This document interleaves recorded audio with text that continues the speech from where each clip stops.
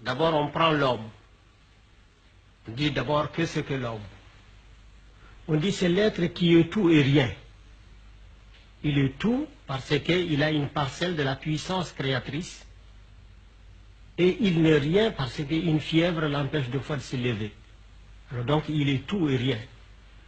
Et alors, on dit, quelle est la vie de l'homme?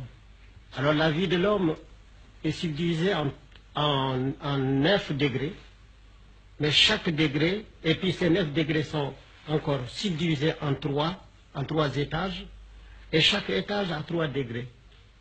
Et chaque degré correspond à 7 ans. Ainsi, de la naissance jusqu'à la 7e année, on est au premier degré du degré inférieur. C'est-à-dire l'enfant est à l'école de sa mère. Il n'obéit qu'à sa mère, il ne croit qu'à sa mère. Tout ce qu'on lui dit, il vient demander à sa mère, ce papa m'a dit ça, est-ce que c'est vrai? Ou bien j'ai vu ça, est-ce que c'est vrai? Donc il ne voit que par sa mère, durant 7 ans. Le deuxième septénaire, il passe à l'école de l'extérieur. Que ce soit une initiation, que ce soit chez un maître ou ses camarades, c'est toujours l'école. Parce que pour nous, tout est école. Aller s'amuser, c'est aller à l'école.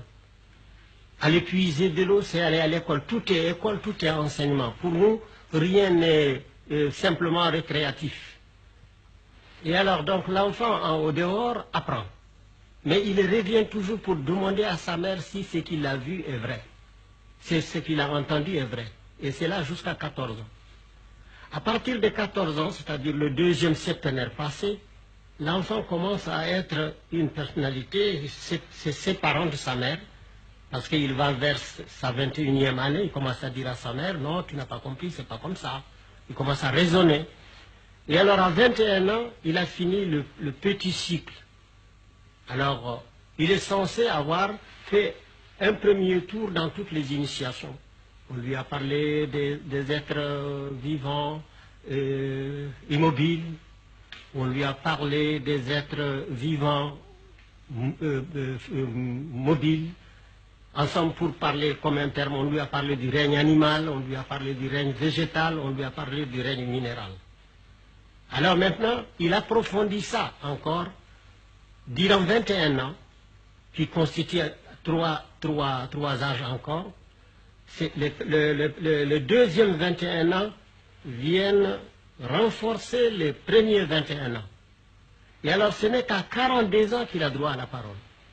Alors là on dit qu'il est un homme fait. Et quand il commence à parler, on dit ah, il va entrer dans la classe des vieux. Alors on lui dit mais quel est ton âge? Si par exemple vous dites 35 ans, on dit attendez les 42 ans. Et maintenant, lorsqu'il a atteint 42 ans, il a droit à la parole. C'est-à-dire il a encore 21 ans à enseigner obligatoirement. On doit exiger de lui, il faut qu'il rende. C'est qu'en 21 ans, il a pris dans sa jeunesse, il a mûri dans son âge d'homme, il faut qu'il le rende dans son âge de vieillesse, c'est-à-dire jusqu'à 63 ans. Alors à partir de 63 ans, chez le peuple, on dit il est hors du parc. C'est comme une espèce de retraité. On ne peut plus exiger de lui, mais il peut donner lui, parce qu'il peut bénéficier de la vie. Mais il est considéré comme terminé à 63 ans.